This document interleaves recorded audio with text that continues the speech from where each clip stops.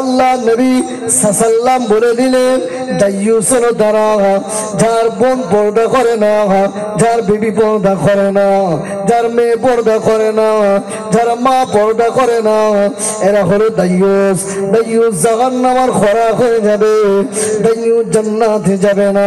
আমাকে বলে যে মেয়েটা বাড়ি থেকে বার হয়ে গেল, 1 ঘন্টা খুঁজে পাওয়া যায় না, 2 ঘন্টা খুঁজে পাওয়া যায় না, 3 ঘন্টা খুঁজে পাওয়া যায় না। ঈদের নামাজ শেষ, মেয়েটাও বাড়ি থেকে হারিয়ে গেল। কোথায় গেল কোথায় গেল জানি না, যোগাযোগ হয় নাই।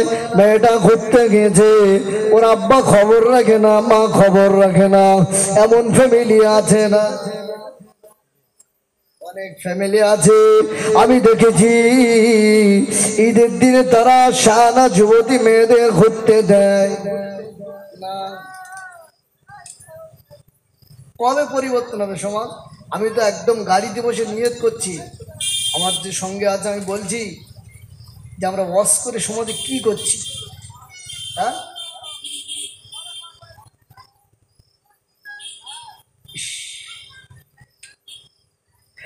ও জওয়ানেরা, যুবকেরা, আপনাকে একটা আয়াতে কারিমা শুনিয়ে দিই।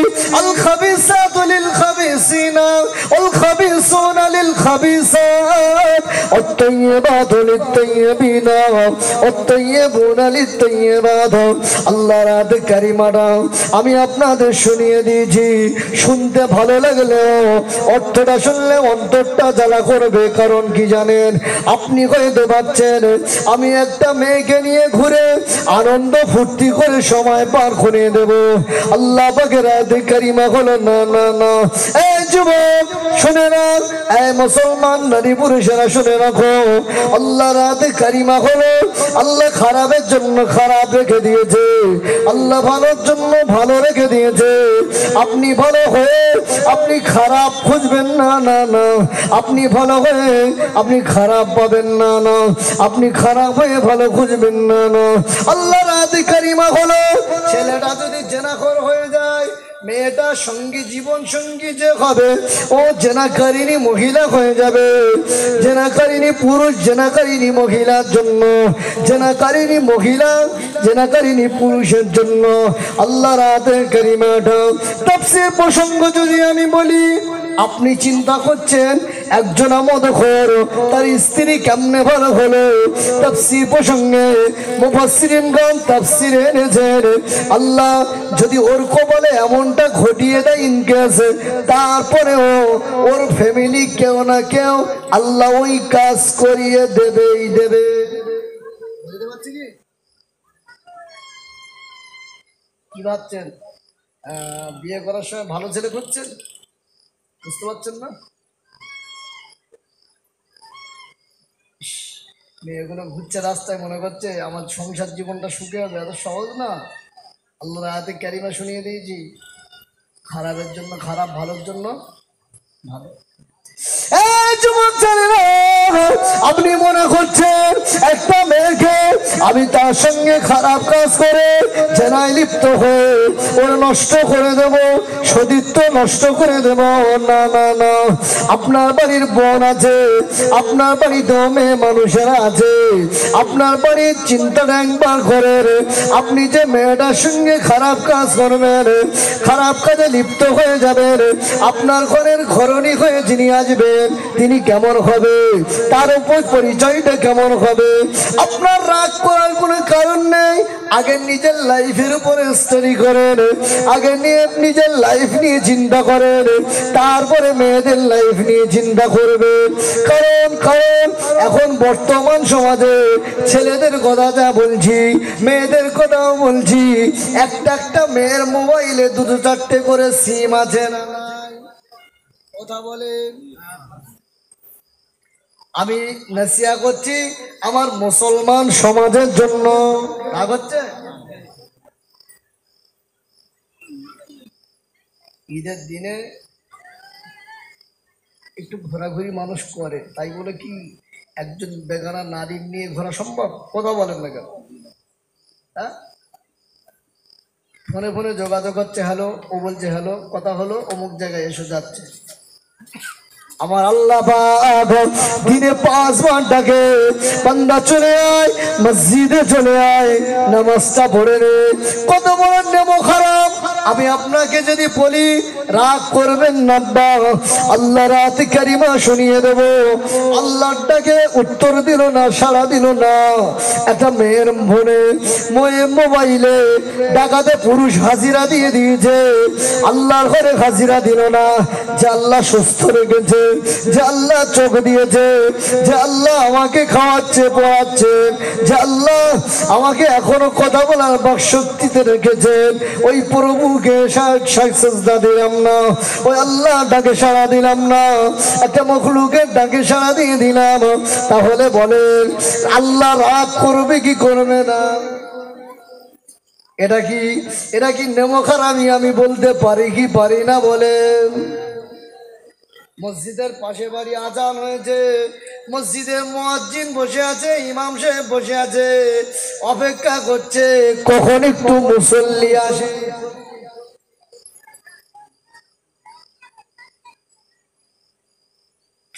ও মুরব্বিয়ানা কামেরা, ও যুবক যুবতী ভাইরা বোনেরা, কান খান করে শুনে নাও মায়েরা। আল্লাহ নবী বিবি আমাদের আম্মা জান হযরত আয়েশা সিদ্দিকা রাদিয়াল্লাহু আনহা ইতিহাস আমি যদি আপনাদেরকে একটুখানি বলি। আম্মা জান আয়েশা বলেন, আমার যখন আল্লাহ নবীর সঙ্গে বিবাহ হয়েছে, আমি আয়েশার বয়স তখন 6 বছর। আল্লাহ নবী আমাকে সংসারে নিয়েছেন, আমি আয়েশার বয়স তখন 9 বছর। আম্মা জান নিজেই বর্ণনা করছেন, আমি আয়েশা আল্লাহ নবীর সংসারে এসেছি, আমি আয়েশা দেখেছি আল্লাহ নবীর সংসারে তেমন কিছু নাই, খাট শোকে আলমারি গদি ফ্রিজ নাই। আমি আয়েশা দেখি আল্লাহ নবী শয়ন করার জন্য একটা খেজুর কাঠ রেখে দিয়েছে, অথবা একটা খেজুর পাতা চেটাই আছে। আল্লাহ নবী বিবি আমাদের আম্মা জান বর্ণনা করে, আমি আয়েশা দেখি আল্লাহ নবী খাওয়ার জন্য একটা প্লেট রেখে দিয়েছে। আমি আয়েশা দেখি আল্লাহ নবী পানি রাখার জন্য একটা মশক রেখে দিয়েছে। আল্লাহ নবী বিবি আম্মা জান বলে, আমি আয়েশা দেখি আসমানে যখন সূর্যখানা উঠতো, ওই আমার হুজরা থেকে অর্থাৎ আল্লাহ নবী ঘর থেকে আসমানের সূর্যর রশ্মিখানা ভেদ করে আমার ঘরের ছাদকে ভেদ করে রশ্মিখানা আমাদের হুজরাতে পড়তো। আম্মা জান বলে, আসমানে যখন পূর্ণিমার চাঁদ উঠে যেত, আমি আয়েশা দেখি আমাদের ঘরের ছাদকে ভেদ করে পূর্ণিমার চাঁদের আলোটা ঘরে পড়ে যেত। পানি ঘরে বৃষ্টির পানিগুলো খেজুর পাতার ছাদকে ভেদ করে আমি আয়েশার হুজরাতে পড়তো। ও মুরব্বিয়ানা কামেরা, ও মোল্লাপাড়া এলাকা মানুষেরা, আমার বক্তব্য হলো এই জায়গাটি বর্তমান সমাজে আমাদের বাড়িগুলো হলো ছাদ দেওয়া, বর্তমান সমাজে আমাদের বাড়িগুলো হলো পাঁচিল দেওয়া, বর্তমান সমাজে আমাদের বাড়ির 4-5টা টাইলস লাগানো, মোজাইক করা, পুটিং করা, না যে যাই করেন না কেন একটাবার বলেন, আমি যে ঘরের বর্ণনা দিয়েছি এমন ঘর আছে কি? কথা বলেন। আল্লাহ নবী প্যারা নবী মুহাম্মদুর রাসূলুল্লাহ সাল্লাল্লাহু আলাইহি সাল্লাম হুজুর পাক বলেন, আমি রাসূলুল্লাহ কেল্লা 4টি কন্যা দিয়েছিল। আমি রাসূলুল্লাহ 11টা থেকে 13টা বিবি আমি নবী পাক গ্যারান্টি দিয়ে কিয়ামত পর্যন্ত চ্যালেঞ্জ করে গেলাম, কোন পৃথিবীর মানুষের সাধ্য নাই আমার কোন বিবি কোন মেয়ের অঙ্গ প্রত্যঙ্গ বর্ণনা দেবে। বাড়িগুলো মোজাইক করা, পাঁচিল দেওয়া, আল্লাহ ভালো হালাতে রেখেছেন।